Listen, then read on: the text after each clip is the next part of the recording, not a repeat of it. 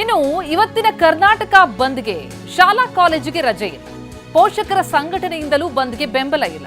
ಖಾಸಗಿ ಶಾಲೆಗಳು ಕೂಡ ಒಕ್ಕೂಟ ಕೂಡ ಬಂದ್ಗೆ ಬೆಂಬಲವನ್ನ ನೀಡಿರಲಿಲ್ಲ. ಇವತ್ತಿನ ಕರ್ನಾಟಕ ಬಂದ್ಗೆ ಬೆಂಬಲ ನೀಡದಿರಲು ಕರ್ನಾಟಕ ಪೋಷಕರ ಸಂಘಟನೆ ನಿನ್ನೆಯೇ ತೀರ್ಮಾನಿಸಿದ್ದು. ಹೇಗಿದೆ ಚಿತ್ರಣ? ನಮ್ಮ ಪ್ರತಿನಿಧಿ ವಿನಯ್ ಲೈವ್ ನಲ್ಲಿ ಜಾಯ್ನ್ ಆಗಿದ್ದಾರೆ. ವಿನಯ್, ಶಾಲಾ ಕಾಲೇಜುಗಳ ಒಕ್ಕೂಟ ಯಾವುದೂ ಕೂಡ ಬಂದ್ಗೆ ಬೆಂಬಲ ಇಲ್ಲ ಅಂದಿದ್ರು. ಈಗ ಇವತ್ತಿನ ಬಂದ್ ಬಿಸಿ ಏನಾದರೂ ತಟ್ಟಿದೆಯಾ ಶಾಲಾ ಕಾಲೇಜುಗಳಿಗೆ? ಈಗ ಆರಂಭ ಆಗುವಂತ ಸಮಯ ಹೇಗೆ ಕಂಡು ಬರ್ತಾ ಇದೆ ಚಿತ್ರಣ? ಪ್ರತಿಮಾ, ಸದ್ಯಕ್ಕೆ ಕನ್ನಡ ಪರ ಸಂಘಟನೆಗಳು ಕರೆ ಕೊಟ್ಟಿರುವಂತಹ ಬಂದ್ಗೆ ಸದ್ಯಕ್ಕೆ ಬೆಂಗಳೂರಲ್ಲಿ ಯಾವುದೇ ರೀತಿಯಂತಹ ಬೆಂಬಲ ಸಿಗ್ತಾ ಇಲ್ಲ. ಸಹಜವಾಗಿ ಎಂದಿನಂತೆ ಜನರ ಜೀವನ ಮತ್ತು ಸಹಜವಾಗಿ ಓಡಾಟಗಳು ಕೂಡ ಕಂಡು ಬರ್ತಾ ಇದೆ. ಇನ್ನು ಇವತ್ತಿನ ಬಂದ್ಗೆ ಕನ್ನಡ ಪರ ಸಂಘಟನೆಗಳು ಕರೆ ಕೊಟ್ಟಿರುವಂಥ ಬಂದ್ಗೆ ಪ್ರಮುಖವಾಗಿ ಸರ್ಕಾರಿ ಶಾಲೆಗಳಾಗಿರ್ಬೋದು, ಕಾಲೇಜುಗಳಾಗಿರ್ಬೋದು, ಖಾಸಗಿ ಶಾಲೆಗಳ ಒಕ್ಕೂಟ ನೈತಿಕ ಬೆಂಬಲವನ್ನು ಕೊಟ್ಟಿವೆ.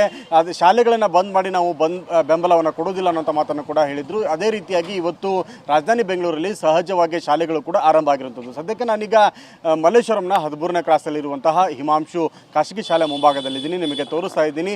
ಸಹಜವಾಗಿ ಮಕ್ಕಳು ಕೂಡ ಶಾಲೆಗೆ ದೈನಂದಿನ ರೀತಿಯಲ್ಲಿ ಬರ್ತಾ ಇದ್ದಾರೆ. ದೈನಂದಿನವಾಗಿ ಇವತ್ತು ಬಹುತೇಕ ಎಲ್ಲ ಶಾಲಾ ಕಾಲೇಜುಗಳು ಕೂಡ ಸಹಜವಾಗಿ ಕಾರ್ಯವನ್ನು ನಿರ್ವಹಿಸ್ತವೆ. ಅದರಲ್ಲೂ ಪ್ರಮುಖವಾಗಿ 1ರಿಂದ 7ನೇ ತರಗತಿಯ ಮಕ್ಕಳಿಗೆ ಇವತ್ತು SA1 ಅಂದರೆ ಕಿರು ಪರೀಕ್ಷೆಗಳನ್ನು ಕೂಡ ಶಾಲಾ ಹಂತದಲ್ಲಿ ನಡೆಸಲಾಗ್ತಾ ಇದೆ. ಹೀಗಾಗಿ ಖಾಸಗಿ ಶಾಲೆಗಳ ಒಕ್ಕೂಟ ಕೂಡ ಈ ಹಿಂದೆ ಸಂಪೂರ್ಣವಾದ ಬೆಂಬಲವನ್ನು ಕೊಡ್ತೀವಿ, ಶಾಲಾ ಕಾಲೇಜುಗಳನ್ನು ಬಂದ್ ಮಾಡ್ತೀವಿ ಅನ್ನೋಂಥ ಮಾತನ್ನು ಕೂಡ ಹೇಳಿದರು. ಯಾಕಂದರೆ ನಾಡು ನುಡಿ ಜಲ ವಿಚಾರದಲ್ಲಿ ಶಾಲೆಗಳಾಗಿರ್ಬೋದು, ಪೋಷಕರಾಗಿರ್ಬೋದು ಎಲ್ಲರೂ ಕೂಡ ಸಪೋರ್ಟ್ ಮಾಡಬೇಕು ಅನ್ನೋಂಥ ಕಾರಣಕ್ಕಾಗಿ ಮೊದಲು ಆರಂಭದಲ್ಲಿ ಸಂಪೂರ್ಣವಾಗಿ ಬೆಂಬಲವನ್ನು ಸೂಚಿಸಿದ್ರು, ಶಾಲಾ ಕಾಲೇಜುಗಳಿಗೆ ರಜೆ ನೀಡೋದಾಗಿ ಕೂಡ ಹೇಳಿದರು. ಆದರೆ ನಂತರದ ಬಳಿಕದ ಬೆಳವಣಿಗೆ ನಂತರ ಈ ಒಂದು ಬೆಂಬಲವನ್ನು ನೀಡಿದ್ದಂತಹ ಖಾಸಗಿ ಶಾಲೆಗಳ ಒಕ್ಕೂಟ ರೂಪ್ಸ್ ಆಗಿರ್ಬೋದು, ಕ್ಯಾಂಪ್ಸ್ ಆಗಿರ್ಬೋದು, ಜೊತೆಗೆ ಕೃಪಾ ಶಾಲಾ ಸಂಘಟನೆಗಳು ಕೂಡ ಈ ಒಂದು ಬಂದ್ಗೆ ಬೆಂಬಲವನ್ನು ವಾಪಸ್ ಪಡೆದು ನೈತಿಕ ಬೆಂಬಲವನ್ನು ಮಾತ್ರ ನೀಡಿವೆ. ಹೀಗಾಗಿ ನೀವು ನೋಡ್ಬೋದು, ಶಾಲಾ ಕಾಲೇಜುಗಳು ಕೂಡ ಇವತ್ತು ಸಹಜವಾಗಿ ಆರಂಭ ಆಗಿರುವಂಥದ್ದು. ಪೋಷಕರು ಕೂಡ ತಮ್ಮ ಮಕ್ಕಳನ್ನು ಶಾಲೆಯತ್ತ ಕರೆತರ್ತಾ ಇದ್ದಾರೆ, ವಿದ್ಯಾರ್ಥಿಗಳು ಕೂಡ ಶಾಲೆಯತ್ತ ಧಾವಿಸ್ತಾ ಇದ್ದಾರೆ. ಇನ್ನೇನು 9 ಗಂಟೆ 8:30 ನಂತರ ಬಹುತೇಕ 8:30 9 ಗಂಟೆ ನಂತರ ಎಲ್ಲ ಶಾಲಾ ಕಾಲೇಜುಗಳು ಕೂಡ ಆರಂಭ ಆಗುವಂಥದ್ದು, ತರಗತಿಗಳು ಕೂಡ ನಡೆಯುವಂಥದ್ದು. ಹೀಗಾಗಿ ಬೇಕಾಗಿರುವಂತಹ ಸಕಲ ರೀತಿಯಂಥ ವ್ಯವಸ್ಥೆಗಳನ್ನು, ಸಿದ್ಧತೆಗಳನ್ನು ಕೂಡ ಶಾಲಾ ಆಡಳಿತ ಮಂಡಳಿಗಳು ಕೂಡ ಮಾಡಿಕೊಂಡಿರುವಂಥದ್ದು. ಹೀಗಾಗಿ ಈಗಾಗಲೇ ಪೋಷಕರು ಕೂಡ ನಾವು ಈ ಒಂದು ಬಂದ್ಗೆ ನೈತಿಕ ಬೆಂಬಲವನ್ನು ಕೊಡ್ತೀವಿ, ಯಾವುದೇ ರೀತಿಯಂತಹ ಮಕ್ಕಳನ್ನು ಶಾಲೆಗೆ ಕಳಿಸದೇ ಇರುವ ನಿಟ್ಟಿನಲ್ಲಿ ಕ್ರಮ ತೆಗೆದುಕೊಳ್ಳುವುದಿಲ್ಲ ಅಂತಹ ಮಾಹಿತಿಯನ್ನು ಕೂಡ ರಾಜ್ಯ ಪೋಷಕರ ಸಮನ್ವಯ ವೇದಿಕೆ ಕೂಡ ಹೇಳಿತ್ತು. ಹೀಗಾಗಿ ಇವತ್ತು ಬಂದಿದ್ದರೂ ಕೂಡ ಸಹಜವಾಗಿ ಬೆಂಗಳೂರಿನಲ್ಲಿ ಶಾಲೆ, ಕಾಲೇಜು, ವಿಶ್ವವಿದ್ಯಾಲಯಗಳು ಸಹಜವಾಗಿ ನಡೀತಾ ಇದೆ. ವಿದ್ಯಾರ್ಥಿಗಳು ಕೂಡ ಶಾಲೆ ಹತ್ರ ಬರ್ತಾ ಇದ್ದಾರೆ, ಪೋಷಕರು ಕೂಡ ಮಕ್ಕಳನ್ನ ಶಾಲೆ ಹತ್ರ ಕರೆತಿರೋದು ಕಂಡು ಬರ್ತಾ ಇದೆ. ಪ್ರತಿಮಾ, ಹಾಸನ ಕೂಡ ವಿಭಿನ್ನವಾಗಿಲ್ಲ. ಹಾಸನದಲ್ಲೂ ಎಂದಿನಂತೆ ಜನಜೀವನ ಕಂಡು ಬರ್ತಾ ಇದೆ. ಬಸ್, ಆಟೋ ಸಂಚಾರದಲ್ಲಿ ಯಾವುದೇ ವ್ಯತ್ಯಯ ಇಲ್ಲ. ಹಾಸನದಿಂದ ಬೆಂಗಳೂರು, ಮಂಗಳೂರು, ಮೈಸೂರು ಸೇರಿದಂತೆ ಎಲ್ಲೆಡೆ ಬಸ್ ಸಂಚಾರ ಮಾಮೂಲಾಗಿ ಸಂಚರಿಸ್ತಾ ಇದೆ. ಜೊತೆಗೆ ಯಾವುದೇ ಸಂಘಟನೆಗಳು ಹೋರಾಟಕ್ಕೂ ಕೂಡ ಮುಂದಾಗಿಲ್ಲ. ಹಾಸನ ಬಸ್ ನಿಲ್ದಾಣದ ಚಿತ್ರಣ ನೋಡ್ತಾ ಇದ್ದೀವಿ. ಬಂದ್ನ ಬಿಸಿ ತಟ್ಟಿಲ್ಲ. ಪ್ರಮುಖವಾಗಿ KSRTC ಬಂದ್ಗೆ ನೈತಿಕ ಬೆಂಬಲವನ್ನು ಮಾತ್ರ ನೀಡಿದಂತಹ ಹಿನ್ನೆಲೆಯಲ್ಲಿ ಬಂದ್ನ ಬಿಸಿ ತಟ್ಟಿಲ್ಲ. ನಾವು ಪ್ರತಿನಿಧಿ ಮಂಜುನಾಥ್ ಲೈವ್ನಲ್ಲಿದ್ದಾರೆ, ಹಾಸನದ ಚಿತ್ರಣ ನೀಡ್ತಾರೆ. ಮಂಜುನಾಥ್, ಹಾಸನದಲ್ಲೂ ಯಾವುದೇ ಬಂದ್ ಬಿಸಿ ತಟ್ಟದಂತಿಲ್ಲ. ಆದರೆ ಕೆಲವು ಕಡೆಗಳಲ್ಲಿ ಪ್ರತಿಭಟನೆಯ ಕಾವು ಕಂಡು ಬಂದಿತ್ತು ಬೇರೆ ಜಿಲ್ಲೆಗಳಲ್ಲಿ. ಆದರೆ ಹಾಸನದಲ್ಲಿ ಪ್ರತಿಭಟನೆ ಕೂಡ ಕಂಡು ಬರ್ತಾ ಇಲ್ಲ ಅಲ್ವಾ? ಹೇಗೆ ಇದೆ ಚಿತ್ರಣ ಅಂತ? ಪ್ರತಿಮಾ, ಕಾವೇರಿ ನದಿ ನೀರಿನ ಹಂಚಿಕೆ ವಿಚಾರದಲ್ಲಿ ನಡೀತಕ್ಕಂಥ ಯಾವುದೇ ಹೋರಾಟ ಇರಲಿ, ಹಾಸನ ಯಾವಾಗಲೂ ಕೂಡ ಹಾಸನದಿಂದ ಮುಂಚೂಣಿ ಇರ್ತಾರೆ. ಆದರೆ ಈ ಒಂದು ಹೋರಾಟಕ್ಕೆ ಸಹಮತ ಇದೆ. ಆದರೆ ಇವತ್ತಿನ ಕರ್ನಾಟಕ ಬಂದ್ಗೆ ಹಾಸನದಲ್ಲಿ ಯಾವುದೇ ಸಂಘಟನೆಗಳು ಬೆಂಬಲವನ್ನು ಕೊಟ್ಟಿಲ್ಲ. ನಾವು ನೋಡ್ತಾ ಹೋಗ್ಬೋದು, ಹಾಸನದ ಹೃದಯ ಭಾಗದಲ್ಲಿ ನಾವಿದ್ದೀವಿ. ಏನು ಹೇಮಾವತಿ ಪ್ರತಿಮೆಯ ಸಮೀಪ ಇರತಕ್ಕಂಥ ನಗರ ಬಸ್ ನಿಲ್ದಾಣದಲ್ಲಿ ಇದೀವಿ ನಾವು. ಸಾವಿರಾರು ಸಂಖ್ಯೆ ವಿದ್ಯಾರ್ಥಿಗಳು ಎಂದಿನಂತೆ ಶಾಲಾ ಕಾಲೇಜುಗಳಿಗೆ ಬರ್ತಾ ಇದ್ದಾರೆ. ನಗರ ಸಾರಿಗೆ ಬಸ್ಗಳ ಸಂಚಾರ ಕೂಡ ಸಹಜವಾಗಿ ನಡೀತಾ ಇದೆ.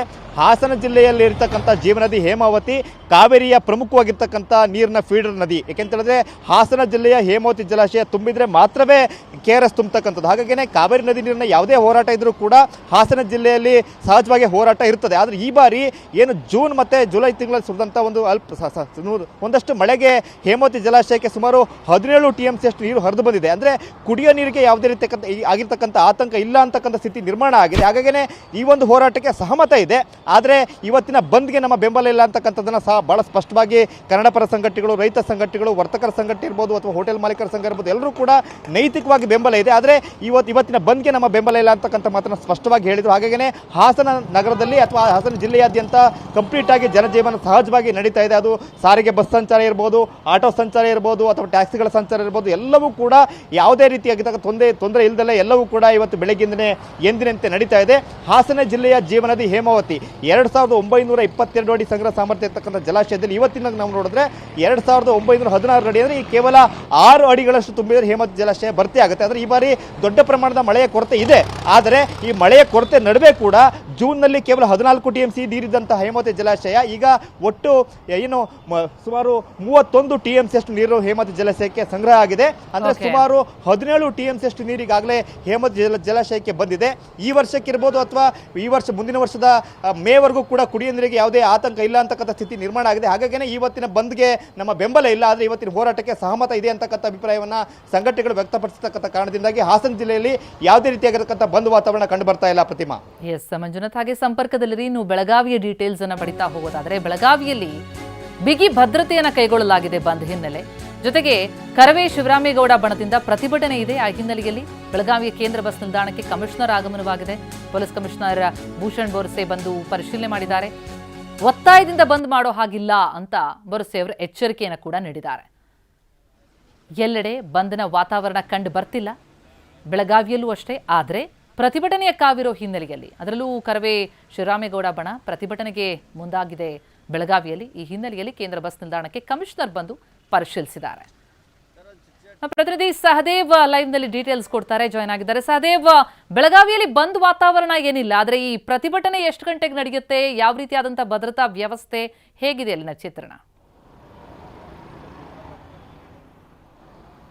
ಪ್ರತಿಮಾ, ತಮಿಳುನಾಡಿಗೆ ನೀರು ಹರಿಸುವುದನ್ನು ಖಂಡಿಸಿ ಕರ್ನಾಟಕ ಬಂದ್ಗೆ ಕರೆ ಕೊಡಲಾಗಿತ್ತು. ಗಡಿ ಜಿಲ್ಲೆ ಬೆಳಗಾವಿಯಲ್ಲೂ ಕೂಡ ಈ ಬಂದ್ಗೆ ಬೆಂಬಲ ಸಿಕ್ಕಿಲ್ಲ ಅಂತ ಹೇಳ್ಬೋದು. ಆದರೆ ಬಾಹ್ಯ ಬೆಂಬಲ ಇರುವಂಥದ್ದು. ನಿನ್ನೆ ವಿವಿಧ ಕನ್ನಡಪರ ಸಂಘಟನೆಗಳು ಏನು ಒಂದು ಸಭೆಯನ್ನು ನಡೆಸಿದ್ವು. ಸಭೆಯಲ್ಲಿ ಮಹದಾಯಿ ಯೋಜನೆಯ ಕುರಿತು ಕೂಡ ನೀವು ಏನು ಕರ್ನಾಟಕ ಬಂದ್ ಮಾಡ್ತಾ ಇದ್ರಿ, ಅದಕ್ಕೆ ನೀವು ಆ ಒಂದು ವಿಚಾರವನ್ನು ಕೂಡ ಸೇರಿಸ್ಕೊಳ್ಬೇಕನ್ನುವಂಥ ನಿಟ್ಟಿನಲ್ಲಿ ಕನ್ನಡಪರ ಸಂಘಟನೆಯವರು ಮನವಿಯನ್ನು ಮಾಡ್ಕೊಂಡಿದ್ರು. ಆದರೆ ಇದಕ್ಕೆ ಎಲ್ಲೂ ಒಂದು ಕಡೆ ಸ್ಪಂದನೆ ಸಿಗದ ಹಿನ್ನೆಲೆಯಲ್ಲಿ ಈ ಭಾಗದ ಕನ್ನಡಪರ ಹೋರಾಟಗಾರರು ಎಲ್ಲರೂ ಕೂಡ ಸದ್ಯ ಹೋರಾಟಕ್ಕೆ ನೈತಿಕ ಬೆಂಬಲವನ್ನ ಕೊಟ್ಟಿರುವಂತದ್ದು. ಮತ್ತೊಂದು ಕಡೆ ಕರವೇ ರಕ್ಷಣಾ ವೇದಿಕೆ ಶಿವರಾಮೇಗೌಡ ಬಣದವರು ಬೆಳಗಾವಿಯ ಕೇಂದ್ರ ಬಸ್ ನಿಲ್ದಾಣಕ್ಕೆ ಮುತ್ತಿಗೆ ಹಾಕ್ತೀವಿ ಅನ್ನುವಂತ ಒಂದು ಎಚ್ಚರಿಕೆಯನ್ನು ಕೊಟ್ಟಿರುವಂತ ಕಾರಣಕ್ಕಾಗಿ ಸದ್ಯ ಈಗ ಪೊಲೀಸ್ ಬಿಗಿ ಬಂದೋಬಸ್ತನ್ನ ಕೇಂದ್ರ ಬಸ್ ನಿಲ್ದಾಣದ ಮುಂಭಾಗದಲ್ಲಿ ಮಾಡಿಕೊಂಡಿರುವಂತದ್ದು ನೀವೀಗ ದೃಶ್ಯಾವಳಿಗಳಲ್ಲೂ ಕೂಡ ಗಮನಿಸಬಹುದಾಗಿದೆ. ಇಬ್ರು CPI ನೇತೃತ್ವದಲ್ಲೇ ಈ ಒಂದು ಬಸ್ ನಿಲ್ದಾಣದಲ್ಲಿ ಈಗಾಗಲೇ ಬಂದೋಬಸ್ತ್ ಆಗಿರುವಂಥದ್ದು.